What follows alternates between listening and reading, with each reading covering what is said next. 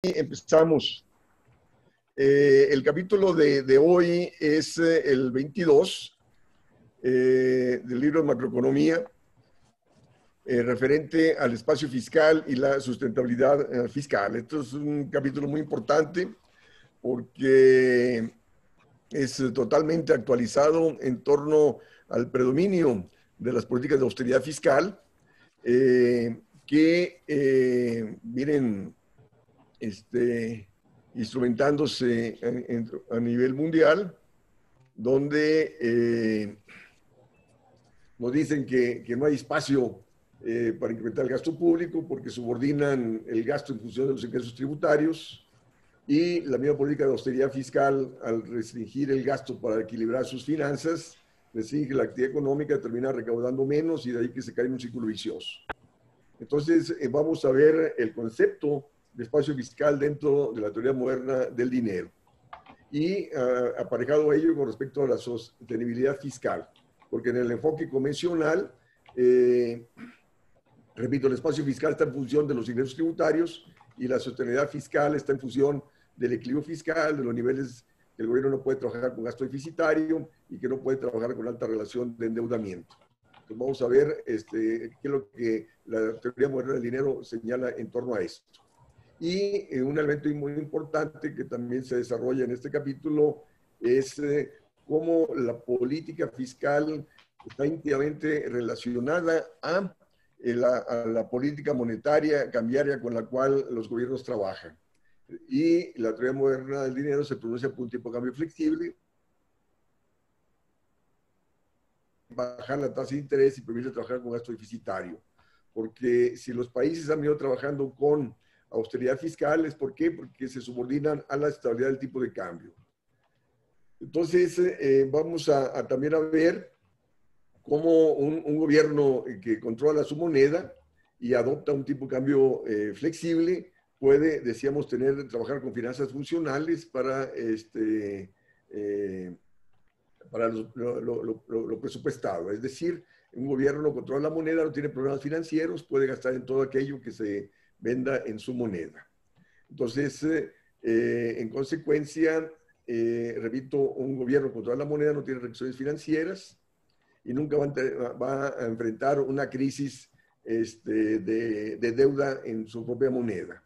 El problema es si el gobierno cae en deuda externa, pues lógico, ahí sí caen problemas de insolvencia, pero si el gobierno se endeuda en su propia moneda, no tiene ningún problema de caer en insolvencia, simplemente la va refinanciando y eso lo vamos a estar viendo en este capítulo. Entonces, repito, vamos a contrastar las posiciones entre el enfoque de la teoría moderna del dinero versus el enfoque convencional que ha venido predominando a nivel mundial. Donde, repito, en el enfoque convencional, los gobiernos están limitados en torno a su disponibilidad de recaudación tributaria, ¿no? Entonces, a diferencia de la teoría moderna del dinero, donde dice que un gobierno no depende de sus ingresos y controla la moneda, puede gastar en todo aquello que se venda en su moneda. Entonces, enfatiza que el gobierno debe gastar lo suficiente para generar condiciones de pleno empleo. Entonces, repito, se refuta el planteamiento convencional de que los gobiernos no pueden rebasar cierto déficit fiscal. O sea, en el caso de la Unión Europea se limitó al 3% del déficit fiscal y se limitó la relación de endeudamiento al 60% de deuda en torno al Producto Interno Bruto, sino que esto, repito, no procede para un gobierno soberano que controla su moneda y que trabaja con tipo de cambio flexible. Entonces, como las agencias internacionales, las aseguradoras financieras, señalan que hay límites financieros en los gobiernos, o sea que no pueden trabajar con gasto deficitario. ¿Por qué? Porque origina el famoso crowding out, o sea que el gasto deficitario va a demandar crédito y eso le va a disminuir la disponibilidad crediticia al sector privado, va a presionar sobre la tasa de interés y todo esto, repito, pasa a ser cuestionado por la teoría monetaria del dinero. Entonces, en la visión convencional, O sea, está basada en la falsa premisa de que el gobierno tiene recursos financieros limitados, o sea, en función de su recaudación.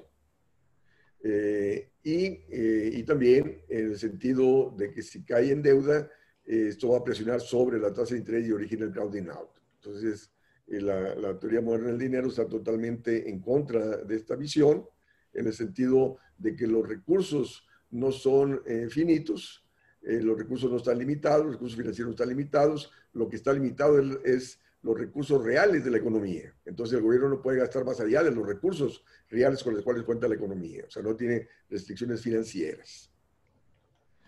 Entonces, el espacio fiscal y la sustentabilidad fiscal pueden ser entendidas en términos de lo que decíamos, disponibilidad de recursos. O sea, hoy en día, todas las economías estamos trabajando con altos niveles de capacidad ociosa, todas las economías trabajamos con altos niveles de desempleo, subempleo. Entonces, perfectamente los gobiernos pueden incrementar el gasto público deficitario. ¿Por qué? Porque habría capacidad productiva de respuesta, utilizando esa capacidad ociosa, utilizando la mano de obra desempleada, subempleada existente, y esto permitiría incrementar la producción, satisfacer el mayor gasto público y no generaría presiones inflacionarias, no generaría presiones sobre el sector externo. Pero la mayoría de los gobiernos se restringen, siguen con políticas de austeridad fiscal sin responder a la grave crisis que estamos enfrentando. Entonces, de ahí que la sustentabilidad fiscal dentro de la teoría moderna del dinero, repito, está en función de generar condiciones de pleno empleo y es conjuntamente con estabilidad de precios. O sea, dentro de la teoría moderna del dinero, un gobierno que tiene control de la moneda no está limitado por su relación de endeudamiento, no está limitado por su déficit fiscal. Repito, está limitado por la disponibilidad de recursos con los cuales cuenta la economía. Si quieren interrumpirme, lo pueden hacer en cualquier momento, por favor, porque de repente yo me disparo, ¿no? Entonces, en una economía abierta, si no hubiera gasto gubernamental o impuestos, el nivel de la actividad económica estaría determinado por el gasto privado, por la inversión privada y por el sector externo, ¿verdad? Y, o sea, ¿y qué es lo que pasa? O sea, en contexto de economía abierta, la mayoría de las economías tenemos déficit de comercio exterior. Y el déficit de comercio exterior lleva a que las importaciones desplacen a la producción nacional y, en consecuencia, merma la situación financiera del sector privado, tanto de empresas como individuos. Y eso termina disminuyendo consumo e inversión. Entonces, de ahí la importancia para contrarrestar esta situación. Entonces, si no actuase, si el gobierno actúa con austeridad fiscal, pues lógico, el contexto del comercio exterior, la situación que se está dando hoy en día, fuerte caída de exportaciones, que merma las finanzas del sector privado, que lleva a disminuir con su inversión, pues lógico, nos encaminamos a un contexto de depresión, de recesión económica, y los gobiernos tienen que actuar con gasto deficitario para contrastar esta situación. Algunos gobiernos se lo están haciendo. Ahí está el gran déficit fiscal que tiene Japón, que tiene Alemania, que tiene Estados Unidos, pero la mayoría, el resto, están restringidos en torno al manejo de la política fiscal para contrastar esta situación. Y ahí que sigue la contracción económica, siguen los altos niveles de desempleo. Entonces, vemos que las finanzas funcionales nos dicen que la política fiscal responsable requiere de dos condiciones. En el sentido de que la política fiscal debe llenar la brecha entre las finanzas del sector privado y el sector externo. O sea, si tenemos aquí que tenemos un déficit de comercio exterior, ¿no? Me pasa a mermar las finanzas del sector privado, lo lleva al sector privado a tener déficit, ¿no? Entonces, el gasto deficitario, las finanzas públicas tienen que contrarrestar el impacto negativo que el déficit de comercio exterior origina sobre las finanzas del sector privado para impulsar la dinámica de acumulación y evitar contracción de consumo y contracción de inversión, ¿no? Es decir, si el lado derecho, es decir, las finanzas del sector privado y el sector externo son mayores que cero, es porque, justo porque el déficit, o sea, si es mayor que cero, las finanzas del sector privado son positivas. ¿Por qué? Porque está actuando el déficit del sector público, ¿no? O sea, el déficit del sector público está contrarrestando el impacto negativo que el déficit del sector externo está originando sobre las finanzas del sector privado. Y la cuestión es de que en la situación actual tenemos déficit del sector externo y tenemos austeridad fiscal, pues lógico, todo esto pasa a empeorar las finanzas del sector privado, ¿no? Entonces, si el sector privado es superavitario, o sea, es mayor que el déficit del sector externo, es porque está actuando el gasto deficitario del sector público, ¿no? Pero en contextos donde el gasto deficitario no está actuando, lógico, se profundiza la crisis, ¿no? Es decir, al déficit exterior se le añade la contracción del gasto público y de ahí pasa a empeorar las finanzas del sector privado, pasa a aumentar más el desempleo, a restringir más consumo y más inversión del sector privado. Entonces, ¿alguna pregunta hasta acá? Perdón. ¿Está entendiendo? ¿Voy muy rápido? ¿Tengo que detenerme para explicar más algunos aspectos? Ustedes díganme. No, está bien. De mi lado está bien. ¿Más?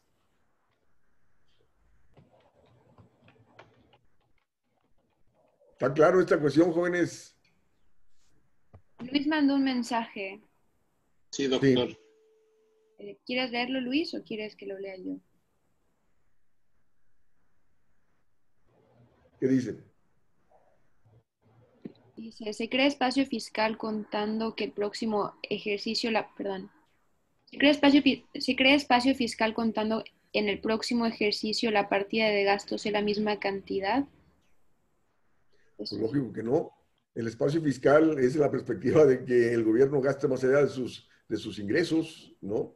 Es el momento en el cual el gobierno subordina sus gastos a su nivel de ingresos, no está creando espacio alguno, fiscal alguno, para contrarrestar la caída de exportaciones, para contrarrestar la caída del consumo y la inversión del sector privado, ¿no?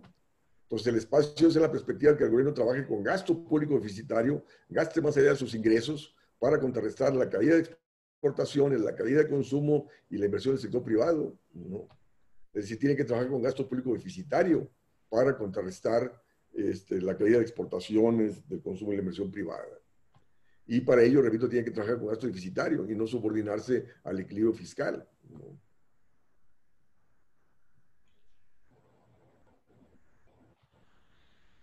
Hola, buenas tardes. Sí. Una pregunta, No. solo para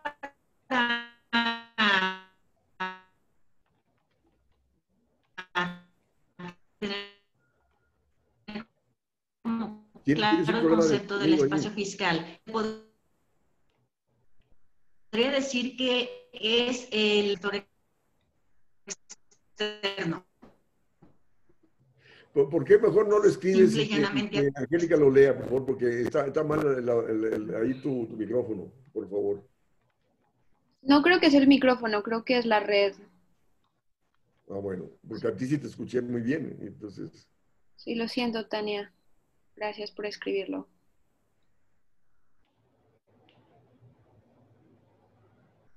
¿Ya escribió? No, creo que está en eso. Bueno, entonces vemos que el ahorro y las importaciones representan un drenaje de demanda. Es decir, cuando la gente ahorra, pues, lógico, deja de gastar. O sea, se contrae la demanda. Y en un contexto de economía abierta, cuando uno gasta y gasta en productos importados, pues lógico, esa demanda se filtra al exterior y no está creando efecto multiplicador interno en favor de la producción, en favor del empleo, ¿no? A diferencia de la inversión en las exportaciones, que eso sí representa una inyección del gasto. O sea, al aumentar la inversión, al aumentar las exportaciones, pues lógico, eso está generando efectos multiplicadores internos en favor de la producción, del empleo y del ingreso nacional. Entonces, si el drenaje sobrepasa las inyecciones, es decir, si lo que se importa es mayor que lo que se exporta y lo que se ahorra es mayor que los que, a no ser que el gobierno trabaje con gasto público deficitario, lo suficiente para contrarrestar, para cerrar esta brecha, ¿no? Que es justo lo que está pasando, ¿no? Las exportaciones, ha caído el consumo, la inversión privada, entonces esto te contrae la actividad económica, te aumenta el desempleo y un gasto público deficitario lo suficiente para contrarrestar esta situación. tal como se señala aquí, ¿no? Tania ya escribió. Sí, ¿qué Dice, dice? en términos llanos, el espacio fiscal sería el vacío que dejan en la economía el sector privado y el sector externo. Así es justo lo que acabamos de decir, ¿no? Aquí está, ¿no? Si el drenaje sobrepasa la inyección, entonces el gasto público deficitario debe compensar esa brecha del gasto no gubernamental, ¿no? ¿Sí? Y es justo, o sea, que el gobierno actual en México y en muchos países no se está dando el espacio, ¿no?, fiscal necesario para contrarrestar la crisis que estamos enfrentando, ¿no? ¿Alguien más? Perdón, ¿quiere Stuart, ya que te incorporaste? No, yo lo tengo muy claro y agradezco la claridad de la exposición. Ahora mencionó hace un momentito los límites arbitrarios que tenemos en la Unión Monetaria Europea y efectivamente se pretende conseguir ese objetivo del 3%.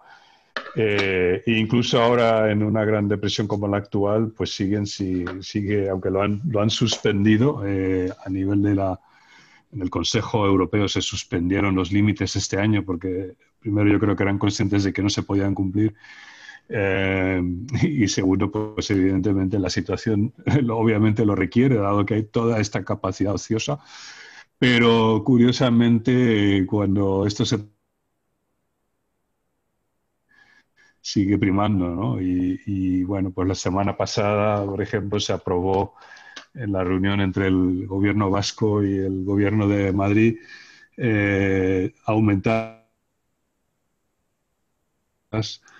al 3,5%, lo cual es un límite ridículo, ¿no? Y esto quizás para los que no lo conozcan, en el País Vasco los impuestos se recaudan en el País Vasco. El Estado español no recauda impuestos en el País Vasco, los recauda el gobierno vasco, o mejor dicho, las diputaciones provinciales, y luego estas le pagan una cuota, un cupo que llaman al Estado por los servicios que presta.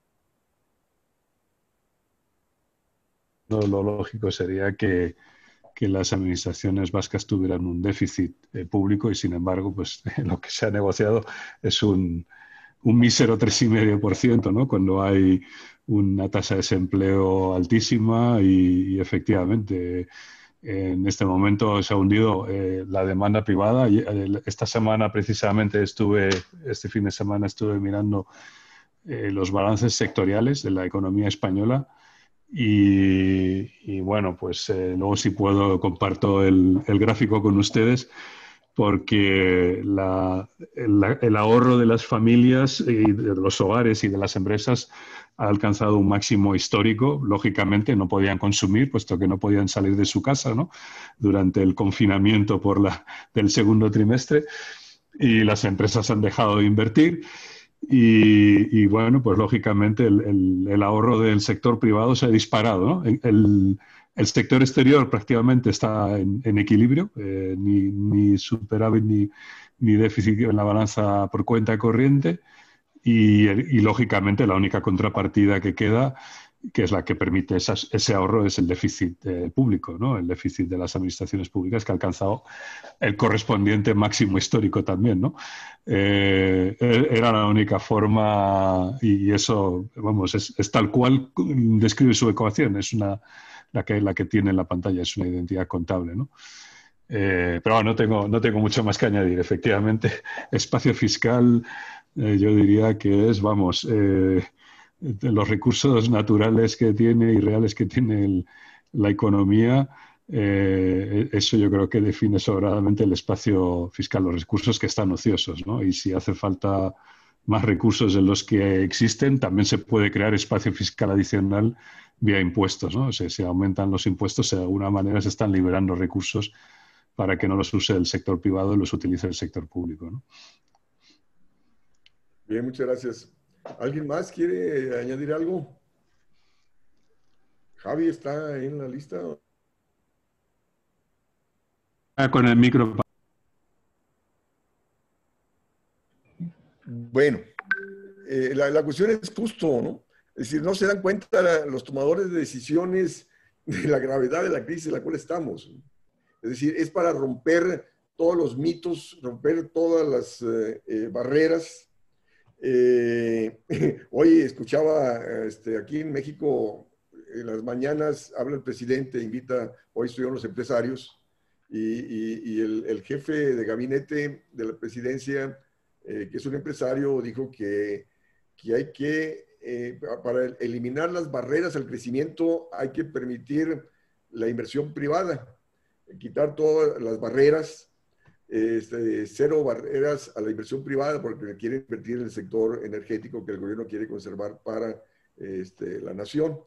Y de nuevo, ¿no? Ellos siguen apostando a la inversión privada y no se dan cuenta que se requiere del gasto público deficitario en toda crisis, que el sector privado por sí solo es incapaz de salir de la crisis, que se necesita.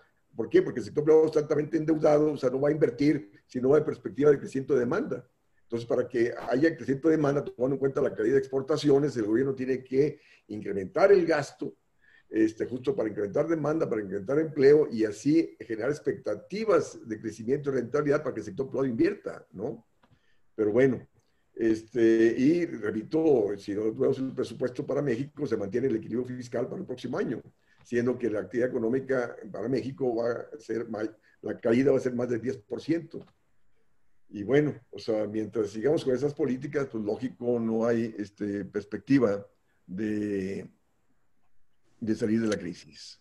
Una pregunta antes de que continúe. Haciendo ese tipo de políticas, ¿quién sale beneficiado? ¿Perdón? Porque realizando ese tipo de políticas, ¿quién sale beneficiado? Sí, porque este señor, como digo, es un empresario y es el encargado del crecimiento económico del país. Entonces, el gobierno cerró la inversión en el sector petrolero y en el sector eléctrico. Entonces, de ahí que este señor está presionando para que se abra la inversión en el sector petrolero y el sector eléctrico, que son de alta rentabilidad. O sea, porque de hecho yo escribí la semana pasada criticando a este funcionario, diciendo que por qué no política industrial o una política agrícola para que el sector privado invirtiera en sustituir importaciones, crear condiciones de rentabilidad en el sector productivo no energético, ¿no? Pero no, ellos están por la gallina de los huevos de oro, que es el sector petrolero y el sector eléctrico. Entonces, ahí saldría beneficiado la cúpula empresarial que quiere apropiarse de ese sector, ¿no? Oiga, doctor Arturo Tocayo, la cuestión sería, en la iniciativa privada no existen incentivos de rentabilidad financiera para que inviertan en el sector agroalimentario, en el sector industrial, en el sector de la construcción, en el sector del turismo, porque por lo que escucho, el único sector rentable para los grandes empresarios es el sector energético. Los otros sectores no tienen la rentabilidad, o a qué se debe, por qué el flujo de inversiones a los otros sectores no le dan esa importancia y están esperando a que sea el Estado el que invierta en esos sectores. Sí, mira, porque para invertir en el sector industrial o en el sector agrícola, o sea, lógico, tiene que haber condiciones de rentabilidad. ¿Y la rentabilidad está en función de qué? Pues del crecimiento de demanda, ¿no? Entonces, si el gobierno no está gastando, está con superávit primario, está disminuyendo el gasto, disminuye demanda, entonces no hay estímulos para incrementar la inversión en el sector industrial. ¿Por qué? Porque las empresas están trabajando con altas unidades de capacidad ociosa, por la fuerte caída de exportaciones y por la fuerte caída del consumo. Entonces tú tienes que dinamizar la demanda para que los empresarios incrementen la producción vía utilización de la capacidad ociosa, y una vez que ya sature la capacidad productiva, entonces inviertes para incrementar la capacidad productiva, ¿no? Entonces, de ahí, y luego también en un contexto de economía abierta, no tienes competitividad frente a importaciones. Entonces el mercado interno es copado por importaciones y luego más si mantienes un dólar barato, ¿no?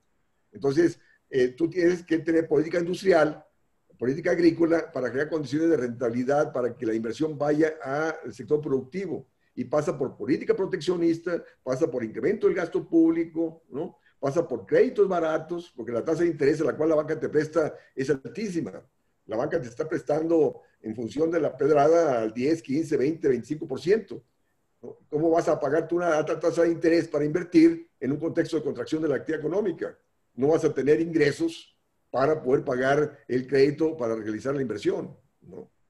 Entonces, de ahí que, por lógico, están deseosos de invertir en el sector petrolero, porque saben que es un sector energético, estratégico, ¿no? Que gana tanto exportando como está interrelacionado con todos los sectores de la economía, ¿no? Igual que el sector eléctrico. Es altamente rentable esos sectores. Entonces, desde esa perspectiva, he leído documentos de usted, doctor, en donde menciona que se debería de cambiar, que sea, digamos, la fuente de financiamiento para esas políticas real o en el sector agroalimentario. Mira, no necesitas cambiar la ley orgánica del Banco de México, no. Necesitas voluntad política, ¿sí? Porque yo he venido mencionando que el Central de Inglaterra, el Banco de Londres, es autónomo, ¿no?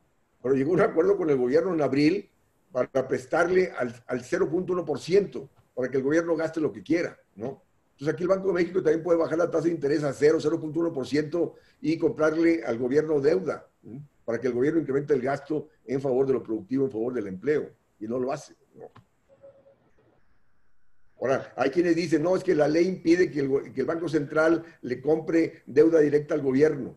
Ahorita todos los gobiernos tienen esa ley y muchos gobiernos la han dejado. Hay 33 países que han dejado de lado esa ley donde los bancos centrales están comprando deuda directa de los gobiernos. ¿Para qué? Pues para encarar la crisis.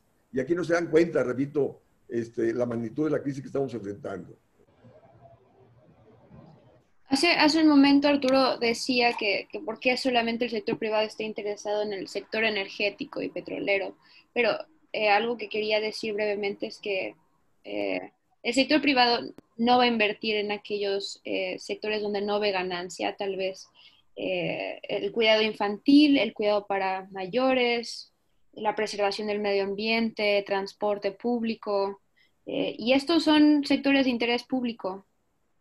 Entonces, siempre el sector público, el gobierno tiene que garantizar que estos servicios estén garantizando independientemente si el sector privado quiere o no invertir en ellos.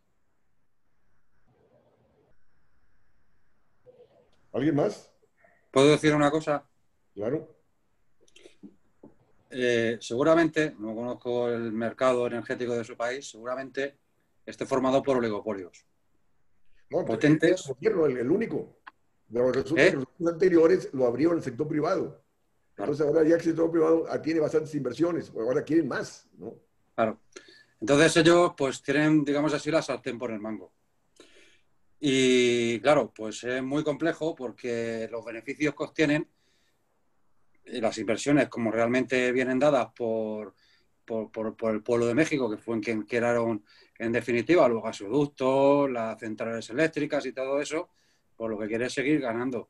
Y como no tiene ningún problema, seguramente el oligopolio está en colusión y imponga los precios que ellos quieren. Entonces, claro, lo que acaba de decir Angélica tiene mucho sentido en un aspecto. Si tú privatizas, por ejemplo, el cuidado de ancianos, como ha ocurrido en este país, que no lo recomiendo, porque la cantidad de gente mayor que ha muerto por la precariedad en la que estaban en la residencia de ancianos, pues ellos no tienen ningún problema, porque realmente el tema viene dado a que el sector privado lo que quiere es que tú le des el negocio y le asegures un ingreso. Él se pone su marca de beneficios y ya está. O sea, ellos no tienen ningún problema en hacerse cargo de guarderías o de hacerse cargo de educación o de hacerse cargo de cualquier otra opción. Siempre y cuando, como ellos, el procedimiento que es el que habría que echar, el que no tendría que tener ningún país, ni se debería de permitir, es que ellos lo que pretenden en todo momento es obtener beneficios así, por la cara, privatizando servicios que precarizan, que son servicios que en definitiva, aunque sean importantes y sociales, son de primer orden, no tienen nada más que un único interés, y es sacar beneficios. Ni más ni menos. Y yo lo veo así. Y eso es el condicionante por el cual mucha legislación que se ha quitado se ha ido desbaratando desde las políticas neoliberales, nos introducen en estas dinámicas de precariedad y en definitiva de inhumanidad, porque esto es inhumano. Lo que se está viendo con la pandemia en todos los aspectos, pero sobre todo en el social, como ha puesto Angélica en referencia, es inhumano. Es no moralmente ni éticamente admisible. Y con esto ya termino. Gracias, gracias. Estoy de acuerdo, Javi. Gracias por decir lo que dijiste. Bueno, seguimos. Sí. Entonces, vemos que si el gobierno no cierra la brecha, esta, ¿qué pasa? O sea, se contrae la actividad económica y al contraerse la actividad económica el gobierno termina recaudando menos y surge el déficit fiscal como estabilizador automático, ¿no? Pero es un estabilizador automático en los niveles más bajos de ingreso, ¿no? Y lo que hace el gobierno mexicano es tratar de evitar que resurja el déficit y sigue restringiendo más el gasto, justo para equilibrar las finanzas. Y al seguir siguiendo el gasto, pues sigue contrayendo más la actividad económica y sigue recaudando cada vez menos y seguimos en este ciclo vicioso, ¿no?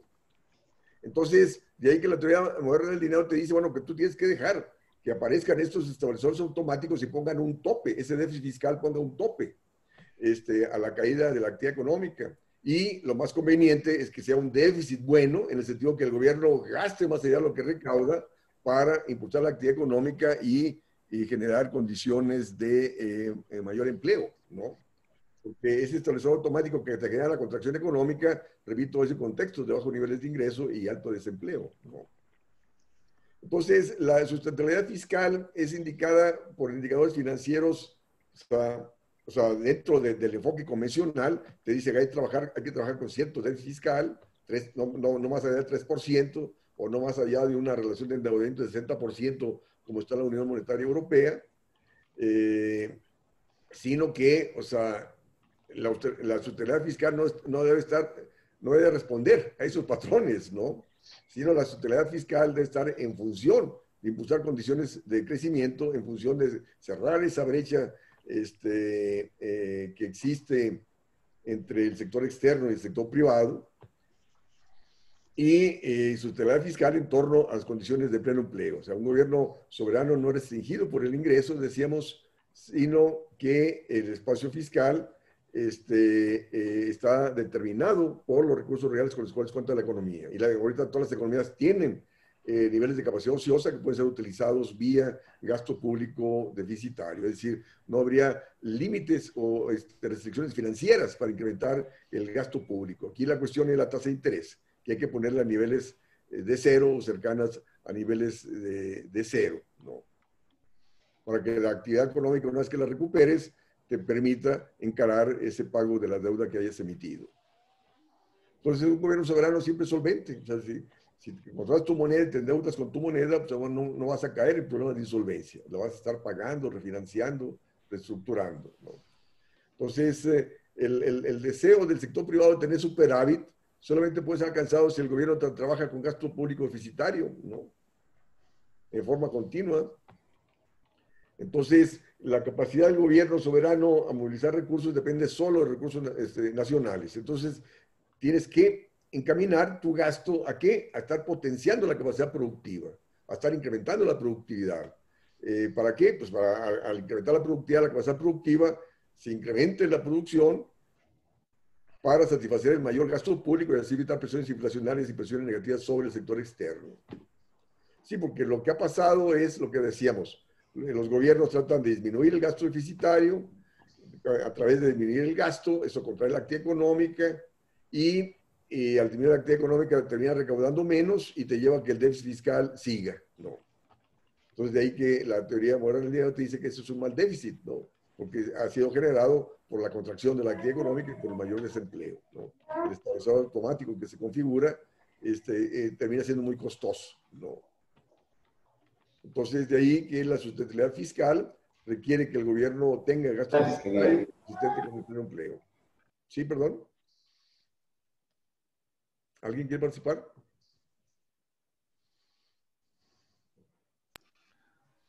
Creo que ha habido ruido, que un deseo de participar. Ya. Entonces, la sostenibilidad fiscal debe estar relacionada a la naturaleza intrínseca del sistema monetario en que está operando el gobierno. Pues sí, en el caso de la Unión Monetaria Europea, o sea, trabajan con una divisa, una moneda para todos ellos, ninguno se puede financiar con ella, ninguno la puede devaluar por sí solo, ¿no? Entonces, de ahí que pues tienen que trabajar con la austeridad fiscal, carajo, ¿no? O si trabajan con déficit en deuda, en divisa, ¿no? El problema es cómo fregados la van a pagar si tienen déficit de comercio exterior. Y igual en el caso nuestro, en México, muchos países de América Latina.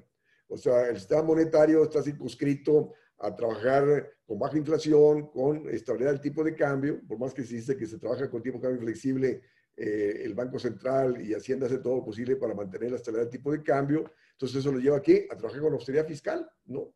Si trabajamos con la austeridad fiscal, ¿por qué? Porque estás privilegiando la estabilidad del tipo de cambio, ¿no? ¿En favor de quién? Del sector financiero. Entonces dejas de tener política fiscal para el crecimiento y también dejas de tener política monetaria para el crecimiento, porque la estabilidad del tipo de cambio se sustenta vía entrada de capitales. Y de ahí que tienes que tener un aumento de la tasa de interés para promover entrada de capitales y vía aumento de las reservas internacionales establecer el tipo de cambio. Entonces, hemos dejado de tener política monetaria y fiscal para el crecimiento económico. A la estabilidad del tipo de cambio, ¿no? Entonces, de ahí que la teoría monetaria del dinero dice hay que trabajar con tipo de cambio flexible.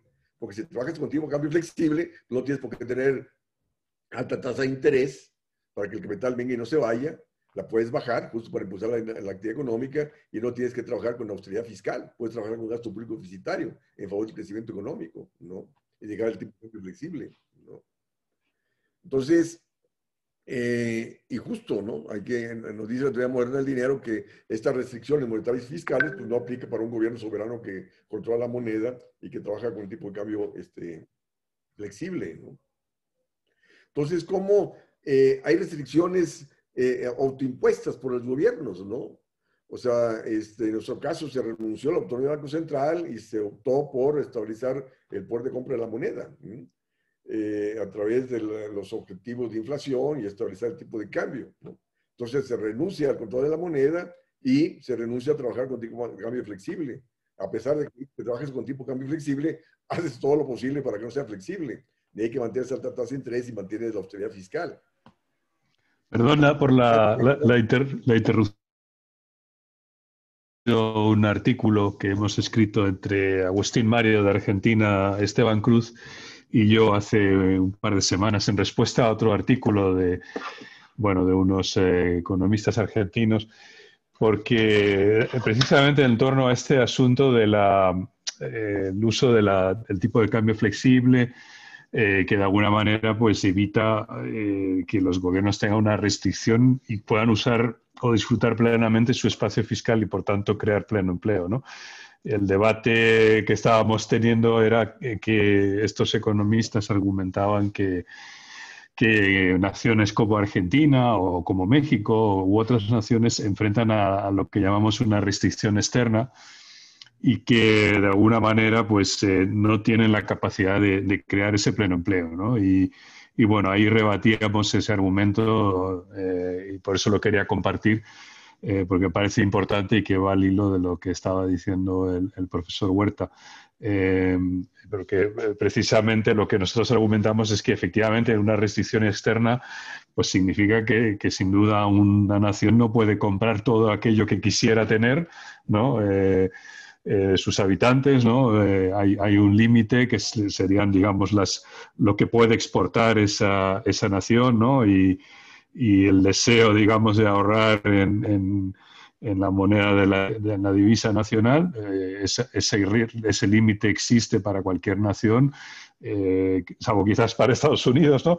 Pero eso no quiere decir que el Estado argentino tenga una limitación para crear pleno empleo en su propia divisa, ¿no? Y si hay un problema de recursos para tener a esa población, que normalmente es una población la que estaría participando en un plan de trabajo garantizado, de empleo garantizado, pues evidentemente estamos hablando de personas que reciben una renta relativamente baja y que probablemente no tengan un consumo muy elevado y probablemente tampoco presionen demasiado sobre la balanza comercial. pero me rebatía, era precisamente además un economista del Banco Central, Dvoskin, no sé si les suena. Decía que no, que a través digamos, de las tablas input-output, incluso la demanda de bienes básicos presionaría sobre la demanda externa y causaría a la postre un problema de cambiario y un proceso inflacionista. Y yo le respondía que de él estaba hablando más bien un problema de conflicto de distribución que me parecía improbable, pero que en caso de producirse se puede gestionar de otras maneras que no sean gestionando el desempleo. Bueno, me he enrollado mucho, he hablado mucho, ahí he dejado la referencia por si les interesa como idea complementaria. Perdón por la... No, muy bien, muy bien. Esta cuestión, fíjate, esta restricción externa del comercio exterior, justo lo encaras a través de trabajar con el tipo de cambio flexible. No por el hecho de que el tipo de cambio flexible te vaya a corregir el déficit de comercio exterior, sino el tipo de cambio flexible te va a permitir tener política industrial, de bajar la tasa de interés, incrementar el gasto público justo para promover la inversión en sustituir importaciones, tanto agrícolas como industriales, y así disminuir el déficit de comercio exterior y disminuir la restricción externa, ¿no? Porque lo que ha venido pasando con la estabilidad del tipo de cambio, que te obliga a trabajar con alta tasa de interés y austeridad fiscal, atenta sobre lo productivo, ¿no? Porque pierdes competitividad con la estabilidad del tipo de cambio. Y luego con alta tasa de interés y austeridad fiscal, te atenta sobre la inversión productiva. Entonces, sigue ahondando los desequilibrios productivos y sigue ahondando las presiones sobre el sector externo, porque no tienes competitividad, tienes reservos productivos que te llevan a importar aquello que no produces para el mercado interno. Entonces, de ahí la importancia justo de la teoría moderna del dinero para trabajar con tipo de cambio flexible para poder tener política monetaria y fiscal en favor de lo productivo. ¿Dirigido a qué? A sustituir importaciones, a incrementar productividad, claro, para disminuir las presiones negativas sobre el sector externo. Claro, es que realmente Ariel Dvoskin y otros economistas argentinos en realidad lo que están pensando es en un modelo de desarrollo económico basado en la importación de capitales, o sea, de equipos productivos, ¿no? De equipamiento producido en el extranjero, ¿no? Equipamiento, tractores, camiones, maquinaria, ¿no? Producida en el extranjero y financiada con capitales extranjeros, ¿no? Es el modelo que tienen en la cabeza, ¿no? Y por tanto, pues un modelo alternativo basado en la sustitución de importaciones y en el crecimiento basado en la explotación de los recursos internos no les entra muchas veces en la cabeza, ¿no? Y sin embargo, yo creo que eso es lo que ha servido a países como Corea del Sur u otros que han tenido mucho éxito en convertirse en, digamos, economías avanzadas, ¿no? Eso es lo que han hecho. Han hecho una política expresa de sustitución de importaciones, ¿no? Sí, y luego esta cuestión, como dices tú, ellos dicen, es necesario el financiamiento externo para poder importar bienes de capital, ¿no? Pero de nuevo, ¿no? Es decir, la teoría moral del dinero te dice no debes recurrir al endeudamiento externo en una moneda que tú no emites. O sea, tú gastas en tu moneda, ¿no? Y el inversionista, el que venga a invertir en el país, va a aceptar la moneda nacional si tú le ofreces condiciones de opciones de inversión internamente en la esfera productiva. Entonces, de ahí que tú tienes que tener política industrial, ¿no? Igual, ¿no? O sea, que vengan para desarrollar bienes de capital internamente, ¿no? O sea, las aseguras condiciones de rentabilidad en dicho sector y así disminuir el déficit de comercio exterior y disminuir los requerimientos de entrada de capitales. Porque la bronca es esa, que hemos caído en déficit de comercio exterior y para poderlo financiar tienes que promover la entrada de capitales y de ahí las altas tasas de interés y de ahí las políticas de privatización y estabilización de las economías y los altos niveles de endeudamiento externo para poder financiar ese déficit de comercio exterior. Pues no, pues hay que romper con eso porque eso nos ha limitado tener política económica en favor de lo nacional, vaya. ¿Alguien más? Perdón. Algo que quisiera decir brevemente es que he estado leyendo, la semana pasada tuve que leer a David Ricardo para mi clase de Historia y Pensamiento Económico y cómo presionó que Inglaterra tuviese estas políticas de comercio sin tarifas, ¿cómo se dice? Como free trade, sí. Libre cambio. ¿Libres de aranceles? Sí, libres de aranceles. Y estaban muy preocupados en cómo recibir productos a un costo muy barato, productos de granos, agrícolas, y al mismo tiempo los países latinoamericanos estaban intentando buscar su independencia, y Inglaterra puso como condición que para ser reconocidos, para darles el reconocimiento como independientes, necesitaban adquirir deuda de Inglaterra, aunque no la necesitaran. Entonces me parece muy interesante una vez que tienes esta relación de poder con un país. Claro, los países latinoamericanos para pagar la deuda tenían que exportar más de lo que importaban, y así se generó una dependencia que aún existe entre países pues que eran colonia y los países que han sido imperio por muchos años. Y esto sigue presente. Tenemos deuda externa, no la podemos pagar, y la única manera en la que conseguimos estos dólares o la moneda a la que tenemos que pagar es explotando y usurpando lo nacional a costa de bajos salarios, y es muy triste todo esto. Solo quería compartírselos. Pues a mí me gustaría añadir un poco más, si no te importa, porque claro, es que ese es el dedo en la llaga. El dedo en la llaga viene dado de las últimas, sobre todo la cuarta globalización, que lo que ha hecho es que toda la economía sea interdependiente a más no poder.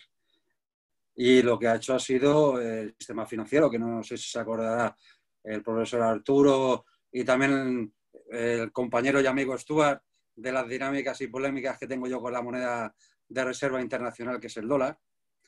Pues gracias a las crisis de los 90 y finales de los 80, pues consiguieron que, en definitiva, muchos de los países, la economía y de regularizaciones y privatizaciones, muchas de las economías sean interdependientes. Entonces, cuesta muchísimo realizar unas políticas económicas soberanas a todos. Yo, en mi definición, es a todos. Y tú has dado con el quid de la cuestión. Es que para que yo te reconozca a ti, tú tienes que yo ser acreedor y tú deudor. Es un balance de posición en el cual, al final, pues yo introduzco las políticas que a mí más me interesen.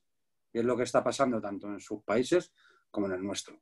Nosotros tenemos que asumir las políticas que vienen de Europa, y las políticas que vienen de Europa son implementadas por los países acreedores y única y exclusivamente van en beneficio de sus intereses. Esa es mi opinión, por lo menos. Gracias. Gracias. Sí, yo estuve hace como 6, 7 años en Berlín, en un seminario, y yo señalé ahí, por los alemanes, ¿no?, que la Unión Monetaria Europea era una estrategia del sector financiero alemán, que llevó al resto de los países a tener déficit de comercio exterior y por lo tanto caer en niveles de deuda y caer en problemas de insolvencia, y que el resto de los países, para poder pagar, estaban vendiendo sus sectores estratégicos para poder pagar su deuda, y quien estaba comprando era Alemania, ¿no? Entonces, como Alemania sin ningún tiro se estaba apropiando de los sectores estratégicos del resto de Europa, ¿no? Y solamente una economista alemana estuvo de acuerdo conmigo. Pero bueno. Sí, yo estoy de acuerdo que aquí ha habido en los países del sur de Europa una desindustrialización muy intensa, que en el fondo ha sido la cesión de gran parte de las cuotas de mercado que tenían muchas empresas españolas a las empresas alemanas y otros países que tenían un poco más, bueno, sectores empresariales más desarrollados, ¿no? Más de mayor tamaño, que les permitiría alcanzar mayores economías de escala. No sé, la industria del automóvil, por citar uno, ¿no? La industria alemana es mucho más potente, y la poca que había aquí pues se ha quedado como industria de componentes. Bueno, la poca, era una industria importante y sigue siendo importante, y España es un gran productor de automóviles, pero las centros de decisión están en otros países, fundamentalmente en Alemania y Francia, ¿no? Y en muchos sectores se ha experimentado la pérdida de tejido industrial, ¿no? Pero efectivamente, en el caso de América Latina, yo he leído algo de historia de los procesos de independencia y en general hubo un colapso del antiguo poder colonial y sustitución por un poder neocolonial, ¿no? Que era Inglaterra y luego Estados Unidos, y una forma de consolidar ese poder neocolonial era precisamente endeudarlos, ¿no? Si les dabas crédito para facilitar el proceso de independencia, te generabas una clientela, ¿no? Un Estado que de alguna forma tenía que entregar al final digamos, consolidar un modelo de exportación de materias primas, ¿no? Es un modelo centro-periferia, ¿no? Que se ha estudiado muchísimo, ¿no? Sin duda, y condenaba de alguna manera a las economías de América Latina a la exportación de materias primas y a renunciar al desarrollo de sus propios sectores industriales, ¿no? Pero al final es un tema político, ¿no? Y es que está dispuesto las élites de cada nación a aceptar, porque al final son las élites las que toman las decisiones, y yo creo que en muchos casos son las élites las que están interesadas en ese esquema neocolonial y participar en ese esquema neocolonial que no beneficia a sus pueblos, pero sí beneficia a sus intereses económicos, ¿no? Y ahí hay un concepto que a mí me gusta, que yo creo que tiene posiblemente un origen marxista, que es el concepto de la élite compradora, que no sé si lo conocen. Los compradores en el imperio colonial portugués eran los nativos que colaboraban con los portugueses para conseguir aquellas materias primas que los portugueses buscaban, ¿no? Y que estaban interesados en consolidar la relación de dependencia con el imperio colonial portugués, ¿no? Bueno, pues en muchos países tenemos una élite compradora, ¿no? Una élite que está realmente, más que al servicio de la población nativa, está al servicio de los foráneos, ¿no? Y bueno, yo creo que ahí lo que ha dicho, creo que ha sido Angélica, creo que está completamente en lo cierto, ¿no? Y explica por qué, pese a la herramienta de la soberanía monetaria, las élites deciden no usarla, ¿no? Y es una decisión política. Incluso deciden endeudar sus países en moneda extranjera y de alguna forma desactivar el uso de las ventajas que aportaría una soberanía monetaria. Oye, Stuart Medina, Arturo Ayala de Guadalajara, me gusta el planteamiento que haces y te le haría el siguiente planteamiento. Estas élites compradoras, en el caso mexicano, ¿consideras que están reproduciendo ese esquema? ¿Están apostándole a una política económica que le beneficie solamente a esas élites? Pero eso, ¿qué efecto tiene? O sea, ese efecto tiene en que las grandes mayorías en México, al menos un 67%, casi un 70%, no tienen esas oportunidades laborales, de iniciativa de pequeñas empresas para crecer, y eso perjudica pues a la gran mayoría. ¿Hay alguna, digamos, alternativa para frenar ese tipo de externalidades de esa política que tú mencionas, Stuart? Pues es una muy buena pregunta y no sé si tengo la respuesta, la verdad. Yo lo que conozco de aquí es que ciertamente las élites intelectuales y las élites económicas, y a través también de los medios de comunicación que ellas controlan, ¿no?, son defensoras a ultranza del proyecto europeo, ¿no?, de la integración europea, y sin embargo está teniendo unos costes tremendos para la mayoría de la población en términos de pérdida de bienestar y pérdida de empleo, ¿no? Y me imagino que en México, que las élites pues llevan en una relación de dependencia con Estados Unidos desde hace décadas, ¿no? Y que han apoyado, imagino, el NAFTA, ¿no?, el Acuerdo de Libre Comercio con México, que tiene, supongo, algunas ventajas, pero sospecho que también tiene muchas desventajas porque impide otro modelo de desarrollo económico, ¿no? la pregunta que yo me hago es cómo superas digamos, alineamiento de las élites y qué tiene que ocurrir para que eso cambie. Y yo la verdad es que reconozco que creo que es difícil, ¿no? Porque, claro, las élites al fin y al cabo tienen el poder, tienen muchos mecanismos y palancas de control de la sociedad, ¿no? Y bueno, pues no sé si la respuesta es que cambien las élites o que haya algún tipo de revolución, no sé si democrática o no, o de otro tipo, que cambie la situación, pero no sé cuál es la respuesta. No sé, no tengo la varita mágica para decir lo que hay que hacer es esto, ¿no? Ojalá, no la tengo. Bueno, una cosa que hemos estado viendo a lo largo de los últimos años, que en cada renegociación de la deuda, y ahí está el caso de la Troika en varios países de la Unión Monetaria Europea, el capital financiero impone las políticas económicas a su favor, ¿no? En el caso nuestro, en las renegociaciones llevaron a la privatización de la banca, llevaron a mayor privatización de las empresas públicas, menos Estado, más mercado, llevaron de capitales y las políticas económicas que le acompañan, ¿no? Justo lo que nos ha llevado a la mayor extranjerización de nuestras economías y a perder manejo soberano de la política económica para atender las demandas nacionales. Efectivamente, en estos acuerdos que ahora son las empresas transnacionales las que imponen las condiciones a favor de su industria y en detrimento de la industria de México y Canadá, ¿no? Entonces, ¿por qué hemos caído en eso? Porque hemos venido dependiendo de la entrada de capitales, ¿no?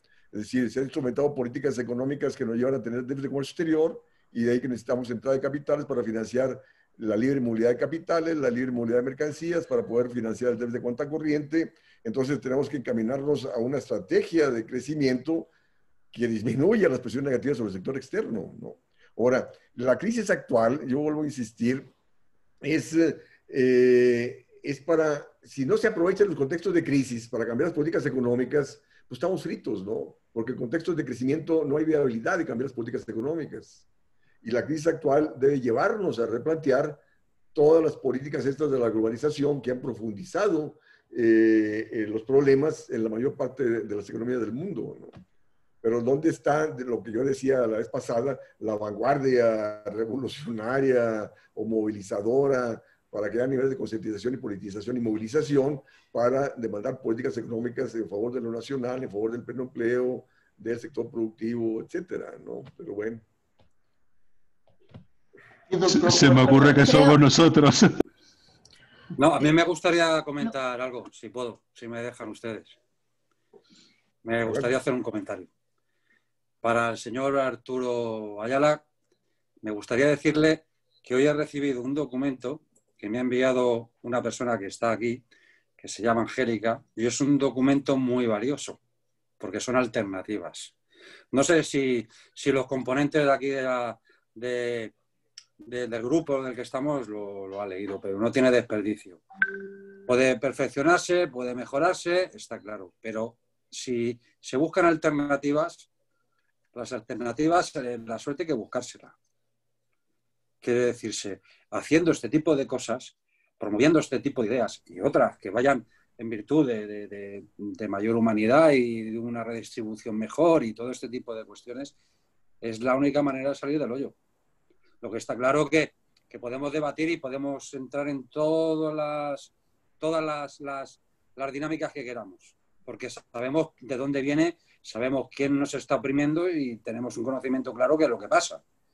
Lo que tenemos que buscar es soluciones. Y, por ejemplo, un documento que me han pasado a mí y que creo que se han pasado al resto de compañeros, Angélica, que no sé si también tiene algo que ver, pero supongo que sí, que tendrá que ver algo el profesor, para una ley de trabajo garantizado, pues ese es el motivo. Y, claro, habría que hablar y entender que las soluciones no van a venir de fuera, las soluciones tienen que venir de dentro.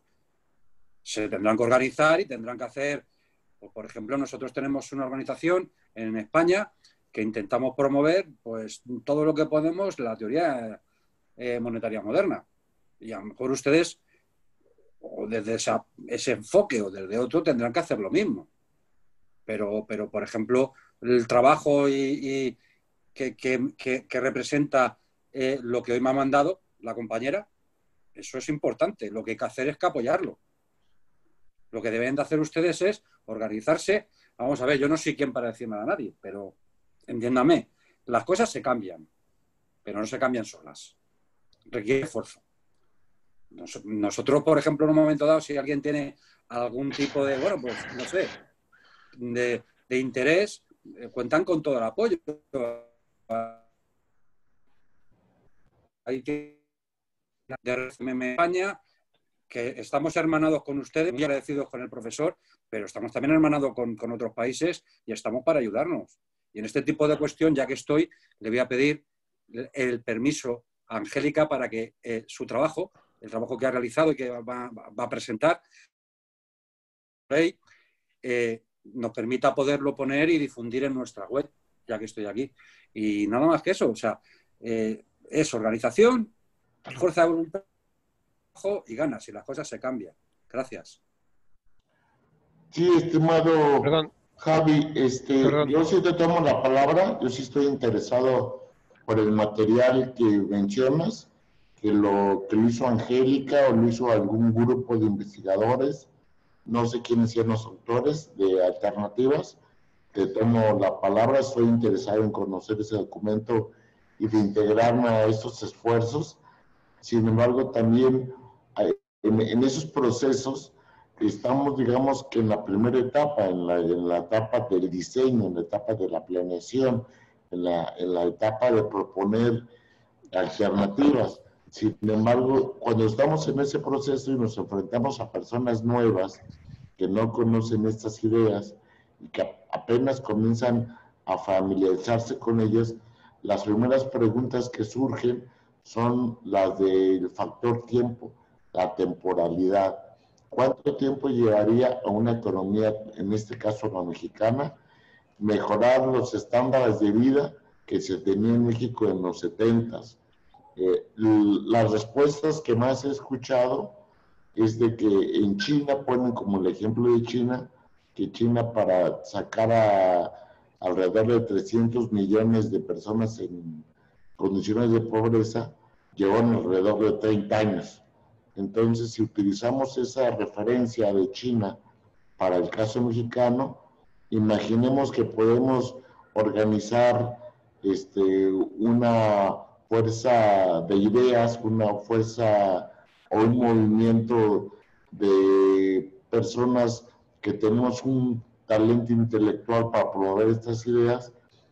En el caso ideal de que se implementen, que el gobierno en turno nos tome la palabra y se implementen estas ideas, ¿cuánto tiempo llevará en mejorar la calidad de las grandes mayorías? ¿20 años? ¿30 años? Ese es otro reto que también tenemos que tener. No, pero es que el problema, y discúlpame, el problema no es un problema de tiempo, es un problema de actitud. Quiero decir, la semilla la tenéis y tenéis ahí grandes mentes, porque si te lees el programa podrá mejorarse lo que se envía para hacer de él. Se podrá mejorar en muchos aspectos y se podrá hacer más grande, pero la semilla la tenéis. Lo único que hace falta es, pues eso, mira, nosotros somos españoles, pero yo no me siento realmente español. Yo lo que me siento realmente es un ser humano viviendo en un mundo. Y los problemas son prácticamente los mismos, los que tienes tú que los que tengo yo. O sea, hay poca diferencia. ¿Me entiendes? Pero lo que hay que intentar es difundir. Hay que intentar que la gente entienda. Eso requiere tiempo, requiere generosidad, requiere empatía. Por ejemplo, lo que está haciendo el profesor. Él, pues bueno, a lo mejor no tendría por qué. Y está enseñándonos una teoría macroeconómica que a mí no me lo enseña. Sí.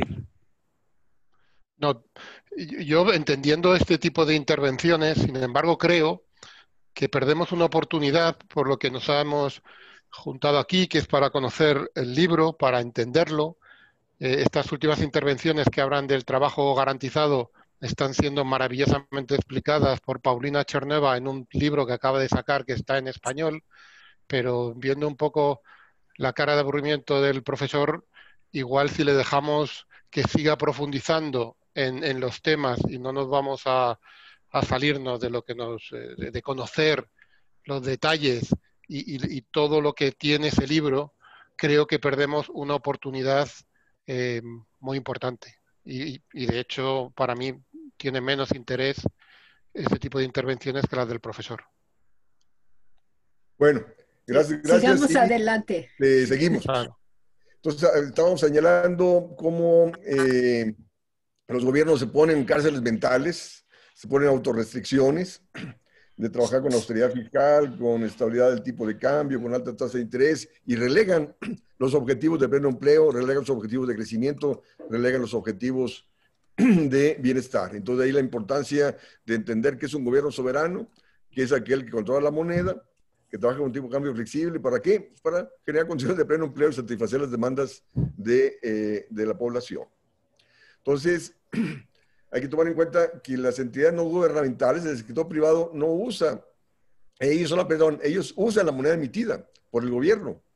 Entonces, ellos sí tienen, en función de su ingreso, porque ellos usan la moneda. A diferencia del gobierno soberano, que él emite la moneda, entonces no tiene restricciones financieras. Entonces, el sector privado, empresas y familias, solamente pueden gastar una vez que hayan ganado su ingreso, ¿no?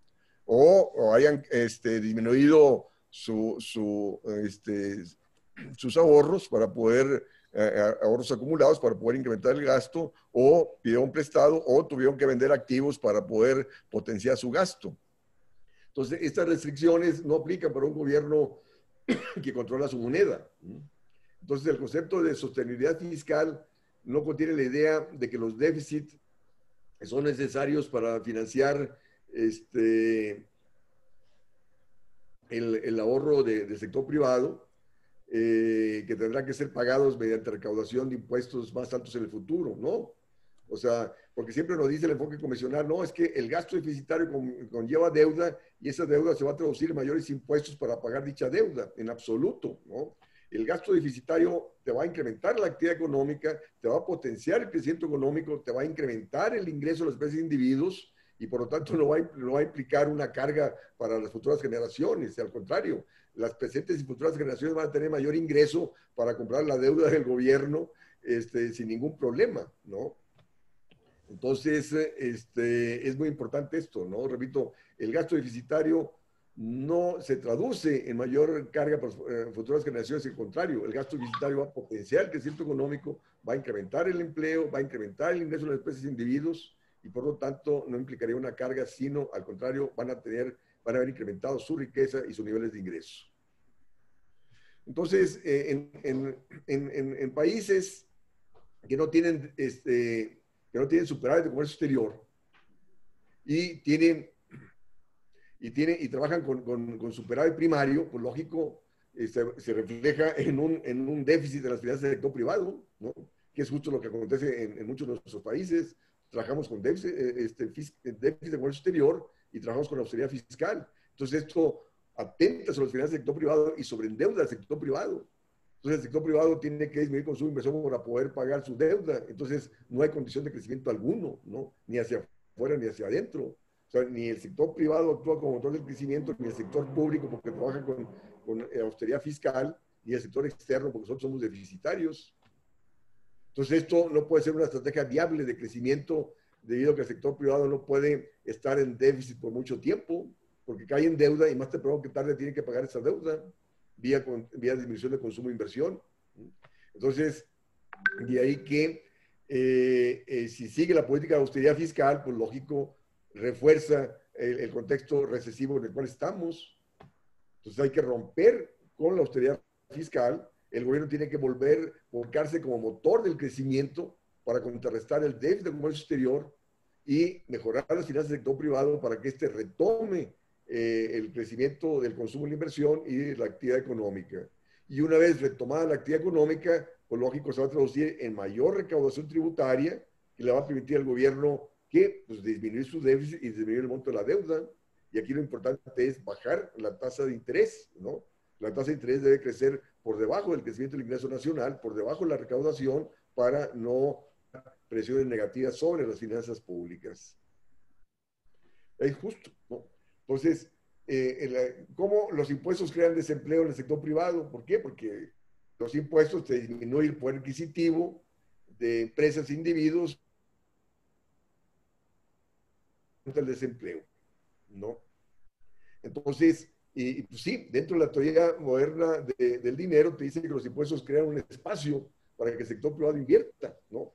O sea, no es para financiar el gasto, sino simplemente para restringir el poder de gasto de aquellos que van a ser sujetos de impuestos.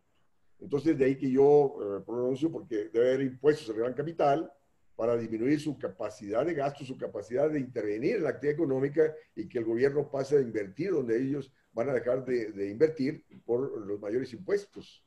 Y sobre todo tiene que incrementar sobre los impuestos del sector financiero.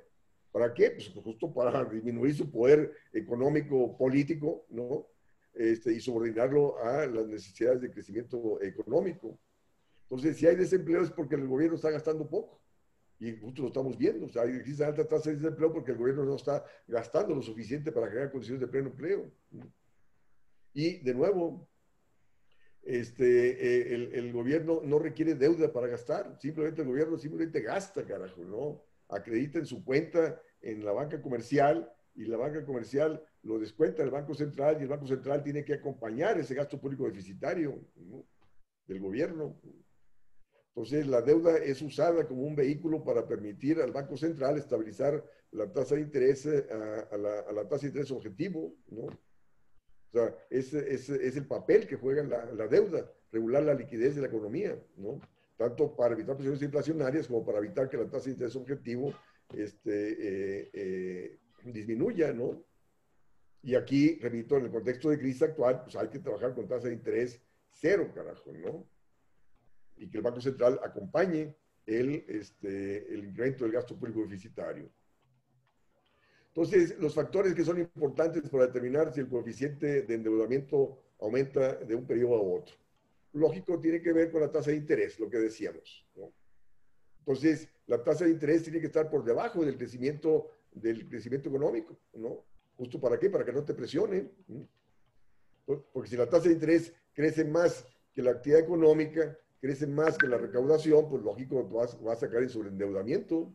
Vean en Estados Unidos siempre la tasa de interés está por debajo del crecimiento de la actividad económica, ¿no? De hecho, le pregunté a Randall si eso estaba por ley, me dice que no, o sea, que es una costumbre, ¿no? En Estados Unidos. Entonces, y luego también, ¿no? O sea, aquí la cuestión del coeficiente de endeudamiento es, o sea, como el gobierno mexicano y muchos otros trabajan con superávit primario para supuestamente disminuir la deuda, pero no, la deuda sigue creciendo. ¿Por qué? Porque el superávit primario es logrado a través de restricción del gasto público, que te contrae la actividad económica y el gobierno termina recaudando menos y sigue el déficit fiscal y sigue creciendo el monto de la deuda, ¿no? Entonces, si el gobierno tiene gasto público deficitario, pues lógico, y si impulsas una dinámica económica que excede la tasa de interés, pues vas a disminuir el déficit y vas a disminuir la razón de endeudamiento. So, una cosa que se tiene que entender es que ni una empresa, ni una familia, ni el gobierno pueden pagar la deuda o disminuir la deuda en contexto de contracción económica. Tienes que impulsar la actividad económica, el gobierno tiene que trabajar con gasto deficitario para impulsar el ingreso nacional y las empresas e individuos reduzcan su monto de deuda y a impulsar la actividad económica, el gobierno va a recaudar más y va a disminuir su déficit fiscal y va a disminuir su monto de deuda, ¿no? Cosa que, repito, deben entender los tomadores de decisiones, tanto en Europa como en América Latina, en México, etcétera, ¿no?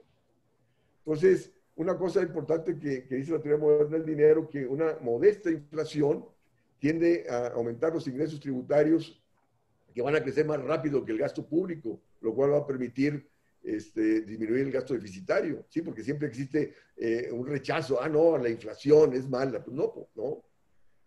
Se va a traducir en mayor recaudación y te va a disminuir el déficit fiscal y el monto de la deuda, ¿no? Y no por nada, también muchos bancos centrales están en contra de la deflación, porque la deflación te empeora los problemas financieros, ¿no? O sea, disminuye el ingreso de los deudores y caes en problemas de insolvencia, ¿no? Entonces, aquí, bueno, también habla del multiplicador, aunque esto se desarrolla más en el capítulo 24, donde el incremento del gasto público te genera un efecto multiplicador interno en favor del ingreso nacional, en favor de mayor recaudación, que te lleva a disminuir la relación de endeudamiento, ¿no? Debido a que el ingreso nacional te crece más que el monto de la deuda, y de ahí que disminuye la relación de endeudamiento. Entonces, y como la teoría moderna del dinero te dice que la dinámica económica tiene que ser sustentable con déficit fiscal, ¿no? Porque el déficit del sector privado es insustentable. Si la dinámica económica es impulsada por mayor consumo e inversión del sector privado, repito, cae en deuda. Y esa deuda tiene que ser pagada más temprano que tarde y te lleva a restringir la actividad económica. Entonces te dice que el motor de crecimiento del sector privado pasa a ser insustentable, a diferencia de un motor de crecimiento con gasto público deficitario, donde el gobierno tiene el control de la moneda y trabaja con tipo de cambio flexible. O sea, puede caer en deuda interna y esta no implicará un límite al gasto deficitario, público deficitario, debido a que el gobierno, al caer en deuda en su moneda, la va a estar refinanciando, ¿no? Y el problema es bajar la tasa de interés a cero, ¿no? Entonces, en vez de preocuparnos por el gasto público deficitario y por la relación de endeudamiento, debemos concentrarnos, dice la teoría moderna de dinero, en lo importante, que es el empleo, el crecimiento, la inflación, el tipo de cambio, el medio ambiente sustentable, la necesidad de disminuir la desigualdad y mejorar los indicadores de calidad de vida, ¿no? Sí, porque los gobiernos te dicen, no, equilibrio fiscal, no, baja relación de endeudamiento, espérate, vato, no. Lo están logrando a costa de sacrificar el empleo, a costa de sacrificar el crecimiento económico, a costa de empeorar los niveles de vida de la población. Y hay que poner el centro en lo que importa, nos dice la teoría moderna del dinero. Conclusión. Entonces, la sustentabilidad fiscal requiere que el gobierno use su capacidad fiscal para sostener el pleno empleo, la baja inflación, en vez de estar trabajando con equilibrio fiscal y baja relación de endeudamiento, ¿no? Un gobierno soberano, no restringido en su búsqueda de sostener el pleno empleo. O sea, el gobierno debe tener como finalidad, la política macroeconómica debe tener como finalidad el pleno empleo, ¿no?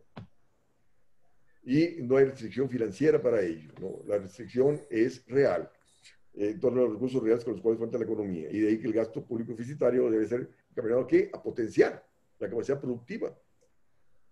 ¿Para qué? Pues para evitar presiones inflacionarias y evitar presiones negativas sobre el sector externo que nos lleva a depender de la entrada de capitales, ¿no?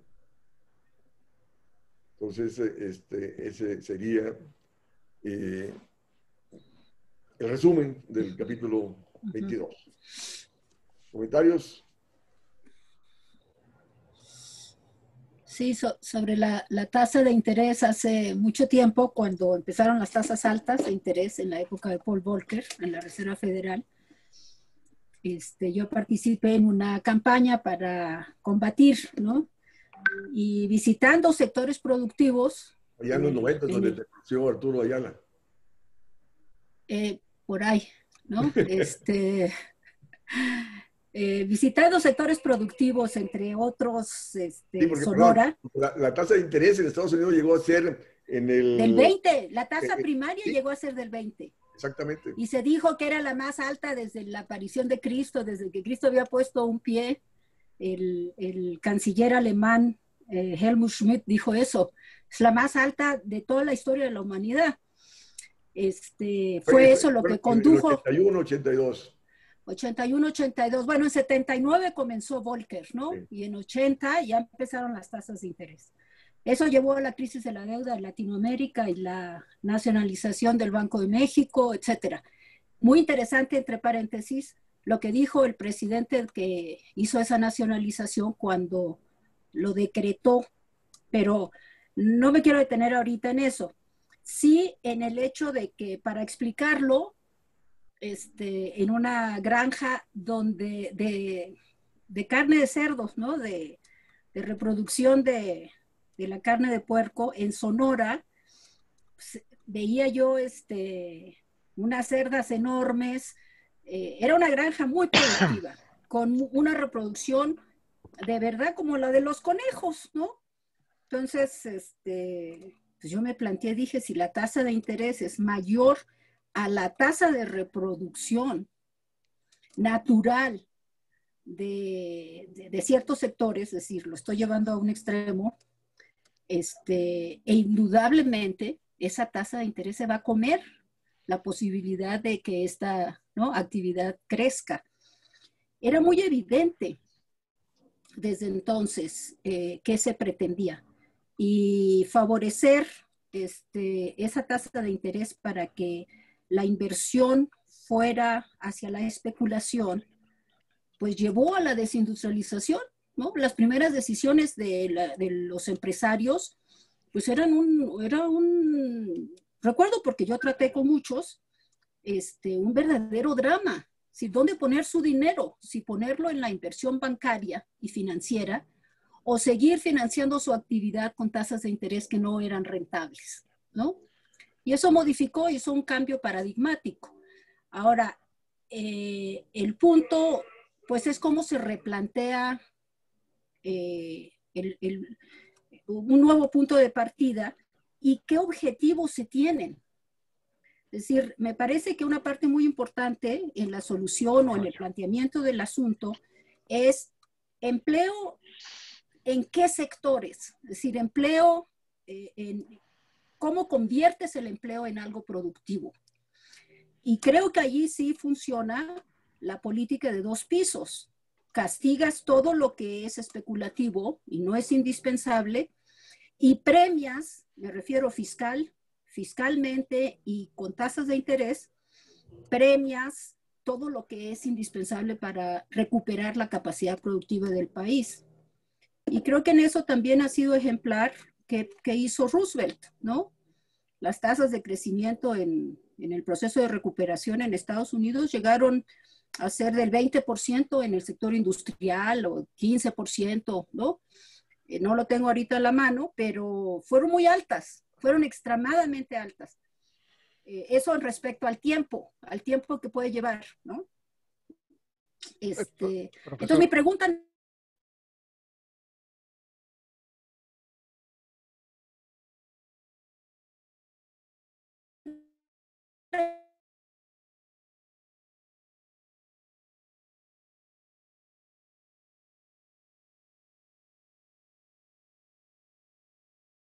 realidad, perdón, qué tipo de industria, ¿no? Cómo vinculamos políticas que permitan que recuperemos soberanía, procesos. Esa es mi pregunta. Bueno, una cuestión importante a resaltar es de que mientras el sector financiero siga siendo el hegemónico, no podemos retomar el manejo soberano de la política económica en favor de lo productivo y en favor del pleno empleo. Es decir, se salió de la crisis del 29-33 con la eutanasia del capital financiero, ¿no? Que le permitió a Roosevelt que pues, tener control de la moneda para crear condiciones de empleo en favor de lo productivo, en favor de financiar al gobierno, etcétera, ¿no? Y la cuestión es de que hemos perdido oportunidades con estas crisis. En 2008-2009 se habló de regular al sector financiero.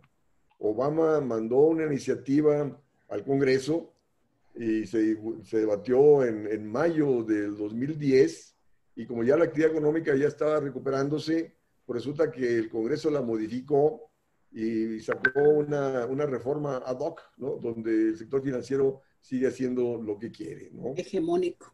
Sí. Entonces, sí, porque ¿qué te requiere el sector productivo?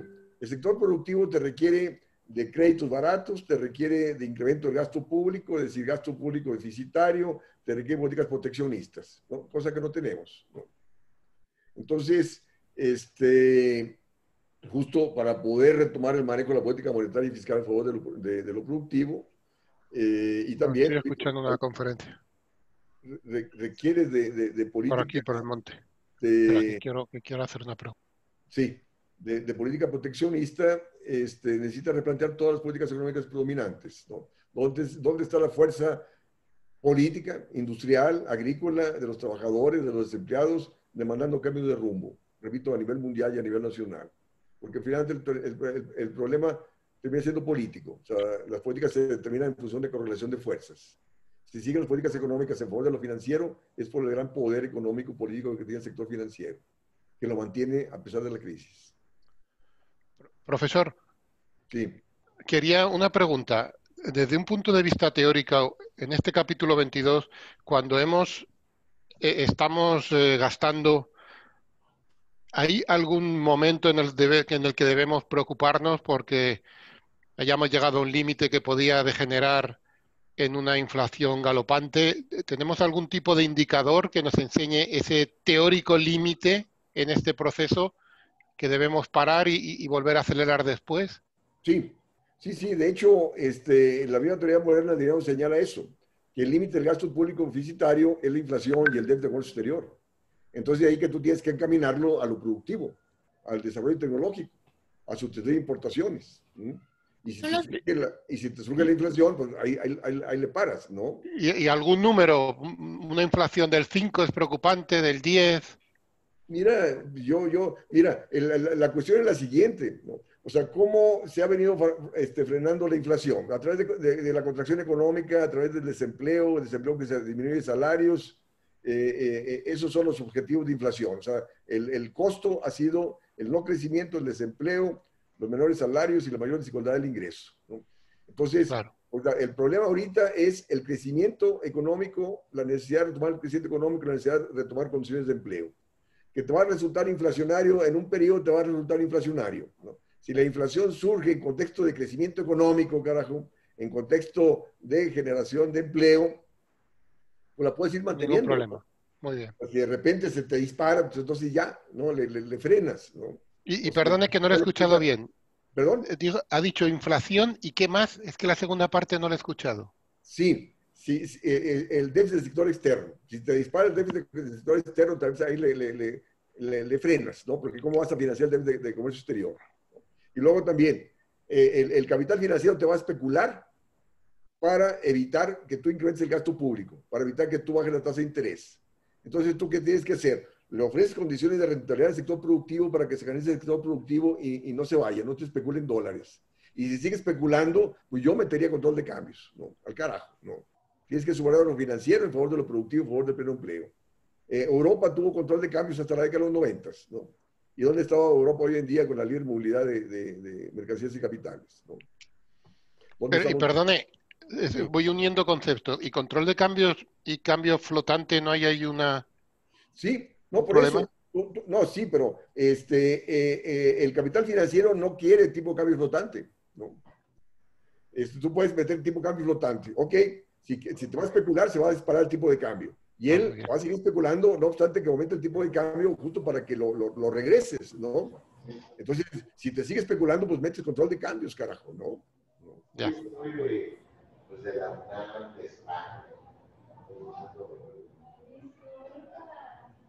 No sé si interrumpo, pero se me ocurre añadir, no sé si me oyen bien, porque me ha dejado... Perfecto. Vale. Querría añadir a lo que ha dicho el profesor Huerta que una de las consecuencias de la teoría de la moneda moderna es precisamente que obliga de alguna manera a cambiar la herramienta que se usa para luchar contra la inflación, que como ha dicho muy bien es ahora mismo es en la creación de desempleo, ¿no? Y lo que se plantea es precisamente la herramienta del trabajo garantizado que convierte el déficit público en una variable endógena, ¿no? Es decir, que responde automáticamente aumentando el déficit cuando hace falta y reduciéndolo de forma automática, ¿no? Le quita un poco de discrecionalidad a la labor del gobierno y es una vía de mantener el pleno empleo y a la vez limitar un poco esas tensiones inflacionistas, ¿no? Creando un stock de reserva de empleados, ¿no? No sé si eso lo hemos hablado y supongo que se hablará también otra vez, pero lo hemos hablado cuando hemos hablado del trabajo garantizado. Y luego ha habido un artículo muy interesante, que quizá era lo que yo quería mencionar, de Nathan Tankus, Scott Ferguson, ahora no recuerdo los 3 autores, que salió en el Financial Times, donde planteaba, digamos, las diversas estrategias que debía utilizar para controlar la inflación. Y si lo consigo encontrar ahora, lo subo por el chat y así no interrumpo más, que me parece muy interesante ese artículo para completar a la pregunta que estás haciendo. Sí, que eso hay que pagar, si puedes conseguirnos lo mejor. Claro, porque es del Financial Times, es cierto, sí. Sí. A ver si lo puedo conseguir. No recuerdo si lo tengo descargado o no. A ver cómo lo puedo conseguir. Si puedo, lo paso por el chat. Stuart, ¿qué es lo que plantea en síntesis ese artículo? Perdón, que estaba con el micro apagado. Básicamente lo que hablan es que efectivamente el límite al déficit público es la aparición de inflación, ¿no? Pero lo que ellos dicen es que antes de eso antes de que se llegue a ese umbral donde podría empezar a haber inflación, hay que plantear una serie de estrategias. Y, por ejemplo, hablan de que hay sectores que son intrínsecamente inflacionistas, por ejemplo, sectores donde hay una alta concentración de poder, de monopolio, de oligopolio. Precisamente mencionan la industria financiera como un sector potencialmente inflacionista, y hablan también de que las políticas públicas obviamente no pueden ser ciegas a las restricciones digamos, de recursos reales que tiene la nación. Entonces, por ejemplo, ahora que se habla tanto del Green New Deal y del cambio climático, pues imaginemos, por ejemplo, yo este ejemplo no sé si venía en ese artículo, pero si no, me lo invento yo ahora. Imaginemos que querríamos dotar todas las viviendas de México con placas de células fotovoltaicas para la producción de energía eléctrica. Bueno, pues a lo mejor ahí creamos un problema, ¿no? Si no hay suficiente suministro de placas fotovoltaicas, que además en mayormente hay que importar de China, ¿no? Entonces, lo que hay que preguntarse es cómo se gestiona esa restricción real, ¿no? Y bueno, hay más ideas en ese artículo. Bueno, se nos hemos pasado. De todas formas, no sé si sirve también como puntualización, la teoría monetaria moderna toma el dinero de forma endógena, no exógena. Eso también hay que tenerlo en cuenta. Claro. Entonces, las restricciones que se realizan al tomar la variable a la hora de buscar el dinero es en tipo, porque realmente lo que se trata es que las políticas monetarias actuales lo que buscan es, aparte de generar desempleo, es controlar la inflación. Y la teoría monetaria no es a través de esas propuestas, es a través de otro tipo de propuestas. Entonces, el control de los automatismos que hablaba antes Stuart viene dado por ello, porque nosotros consideramos que el dinero es endógeno.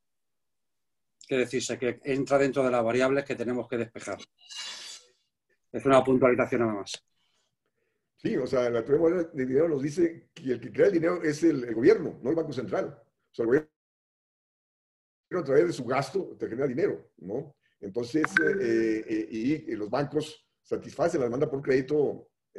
Al prestar, los bancos están creando dinero. Entonces, de ahí la horizontalidad de la oferta monetaria, ¿no? A la tasa de interés existente te van satisfaciendo la demanda por dinero que te genera la propia dinámica económica. Pero bueno, entonces de ahí la importancia de que ese gasto deficitario del gobierno que vaya impulsando la esfera productiva, el crecimiento de la productividad, para satisfacer esa mayor demanda y evitar presiones inflacionarias.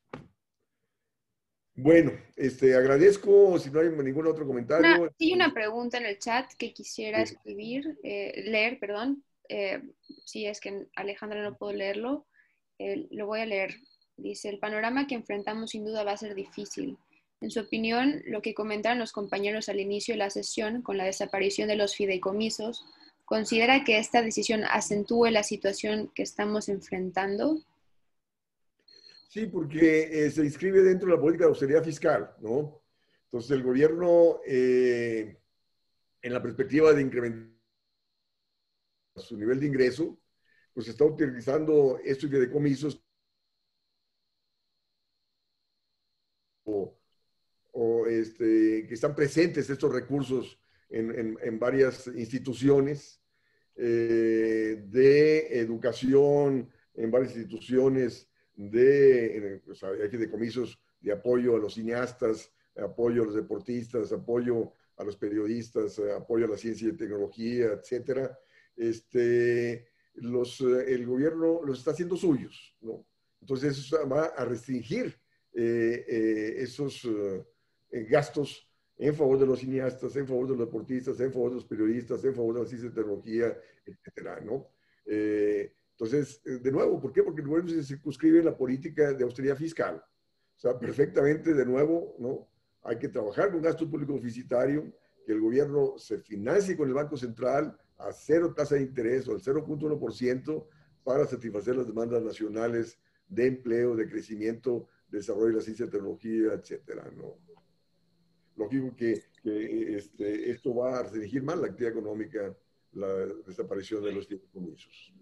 ¿Por qué? Porque es utilizar esos recursos para sus proyectos fallidos de inversión en el Tren Maya, en el tren transísmico, en el aeropuerto. Repito que su rendimiento va a ser en N años, ¿no? Porque no hay posibilidades de impulsar el turismo, no hay posibilidades de impulsar las exportaciones a través del tren transísmico para que vengan empresas transnacionales, no hay posibilidades de impulsar los aeropuertos, tomando en cuenta que todos están en menos del 30% de su capacidad.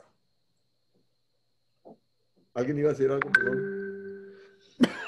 Yo creo que por el otro lado está el manejo que están haciendo de la deuda y que estas decisiones son una forma de saqueo de los propios recursos. Yo me sorprendo mucho de que las medidas que se están adoptando sean más radicales que todos los gobiernos neoliberales. Es muy impactante desde el punto de vista político, desde el punto de vista ético que se comentaba, y que están en un proceso de endeudamiento. No ha bajado el proceso de endeudamiento, mientras que no hay recuperación económica, ¿no? Sí. Así es, evidenciando lo ignorante de los economistas que puedan tomar las decisiones en este país, ¿no? Bueno, ya estamos en tiempo, tenemos 1 hora 45 minutos. Agradezco en serio su presencia, todas sus intervenciones. Gracias a ti. Muchas gracias a ti, en realidad. Y los próximos capítulos son muy, pero muy buenos, igual que ¿no? Porque seguimos con política económica. Y de hecho, ya voy en el capítulo 31, o sea, son 33, ¿no? O sea, todos pasándolos en PowerPoint. Y muy, muy, muy interesantes todos, ¿no? Muy bien. Muchas gracias. Gracias a ti, Arturo. Nos vemos el lunes. Muchas gracias, profesor. Gracias. Gracias, Angélica. Participado. Muchas gracias. Chao. Muchas gracias, maestro. Gracias a todos. Gracias. Y difundan para que haya más gente. Gracias, gracias.